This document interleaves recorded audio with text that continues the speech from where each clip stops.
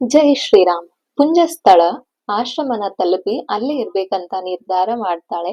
ಅಲ್ಲಿ ಅವಳ ಕಪಿಮುಖ ನೋಡಿ ಯಾರೂ ಕೂಡ ಚೇಷ್ಟೆ ಮಾಡೋದಿಲ್ಲ. ಬದ್ಲಾಗಿ ಅವಳಿಗೆ ಹಣ್ಣು, ನೀರು ಎಲ್ಲಾ ಕೊಟ್ಟು ಉಪಚಾರ ಮಾಡ್ತಾರೆ. ಅವಳಿಗೆ ಖುಷಿ ಆಗತ್ತೆ. ಅಲ್ಲಿದ್ದಂತ ಒಬ್ಬ ಋಷಿಗಳು ಅವಳ ಬಗ್ಗೆ ಕೇಳ್ತಾರೆ, ಯಾರ್ ನೀನು? ಒಬ್ಳೆ ಯಾಕ್ ಕಾಡಲ್ಲಿ ಅಲಿತಿದ್ಯಾ ಅಂತ.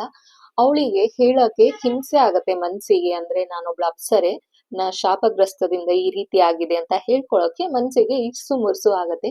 ಹಾಗಾಗಿ ಅವಳು ನನ್ ಹೆಸರು ಅಂಜನಾ ಅಂತ ಅಷ್ಟೇ ಉತ್ತರಿಸ್ತಾಳೆ. ನನ್ಗೊಂದು ಹೊಸ ಹೆಸರು ಬೇಕಿದೆ, ಈ ಮೂಲಕ ನನ್ ವಿಧಿ ಬದ್ಲಾಗ್ಲಿ ಅಂತ ನಾನ್ ಬಯಸ್ತೀನಿ ಅಂತ ಹೇಳ್ತಾಳೆ. ಋಷಿಗಳು ಅಂಜನಾಳ ಧೈರ್ಯನ ಮೆಚ್ತಾರೆ. ನೀನು ತುಂಬಾ ಧೈರ್ಯವಂತೆ, ನಿನಗೆ ಭಯನೇ ಇಲ್ಲ. ಈ ಕಾ ಈ ಕಾಡಲ್ಲಿ ರಾತ್ರಿ ಒಬ್ಳೇ ಅಡ್ಡಾಡಿ ಇಲ್ಲಿವರೆಗೂ ಬಂದ್ ತಲುಪಿದ್ಯಾ. ಸಾಮಾನ್ಯವಾಗಿ ನಾವೇ ಸಂಜೆ ಆದ್ರೆ ಹೊರಗಡೆ ಹೋಗೋದಿಲ್ಲ.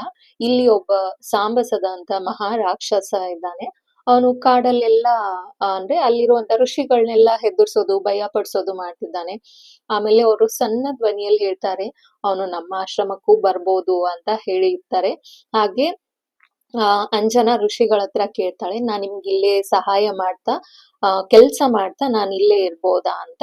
ಅವನು ತುಂಬಾ ಖುಷಿಯಿಂದ ಒಪ್ಕೋತಾನೆ. ಹಾಗೆ ನಿಮ್ಮೊಂದಿಗೆ ನಾನ್ ಹೋರಾಟದಲ್ಲಿ ಸಹಾಯ ಮಾಡ್ತೀನಿ, ಅಂದ್ರೆ ಆ ರಾಕ್ಷಸನ್ ಎದುರ್ಸಕ್ಕೆ ಸಹಾಯ ಮಾಡ್ತೀನಿ ಅಂತ ಕೇಳ್ತಾಳೆ.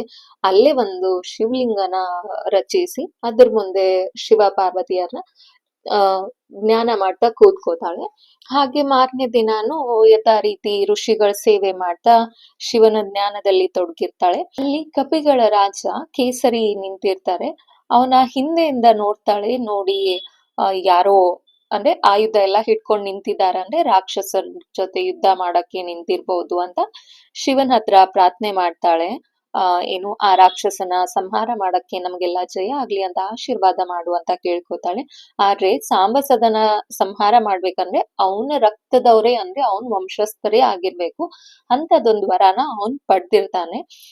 ದೇವ್ರು ಶಿವ ತಥಾಸ್ತು ಅಂತ ಹೇಳ್ತಾನೆ. ಅದು ಅವಳಿಗೆ ಕೇಳ್ಸಲ್ಲ, ಬಟ್ ಅವಳ ದೇಹದಲ್ಲಿ ಆ ಶಕ್ತಿ ಎಲ್ಲ ಸಂಚಾರ ಆಗತ್ತೆ. ಅವಳಿಗೆ ಖುಷಿ ಆಗತ್ತೆ, ಒಂದು ನಂಬಿಕೆ ಬರತ್ತೆ ದೇವ್ರ ಆಶೀರ್ವಾದ ಸಿಕ್ತು ಅಂತ. ಹಾಗೆ ದೇವರ ಆಶೀರ್ವಾದ ಪಡ್ಕೊಂಡು ಮುಂದೆ ಬಂದು ನೋಡಿರುವಾಗ ಅಲ್ಲಿ ಕೇಸರಿ ರಾಜ ನಿಂತಿರ್ತಾನೆ. ಹಿಂದೆಯಿಂದ ನೋಡ್ತಾಳೆ ಅವನ, ಯಾರೋ ಇವನು ರಾಜನೇ ಇರ್ಬೇಕು. ಸಿಕ್ಸ್ ಪ್ಯಾಕ್ಸ್ ಅಂತ ಏನ್ ಹೇಳ್ತೀವಿ ಆ ತರ ಎಲ್ಲ ದೇಹ ಇದೆ, ಅಂದ್ರೆ ಇವನು ರಾಜನೇ ಇರ್ಬೋದು, ಸಾಂಬಸದನ ವಿರುದ್ಧ ಯುದ್ಧ ಮಾಡಕ್ಕೆ ಬಂದಿರ್ಬೋದು ಅಂತ ಯೋಚನೆ ಮಾಡ್ತಾಳೆ. ಸೊ ನಾಳೆ ದಿನ ಅಂಜನಾ ಹಾಗೆ ಕೇಸರಿಯ ಭೇಟಿ ಆಗತ್ತೆ.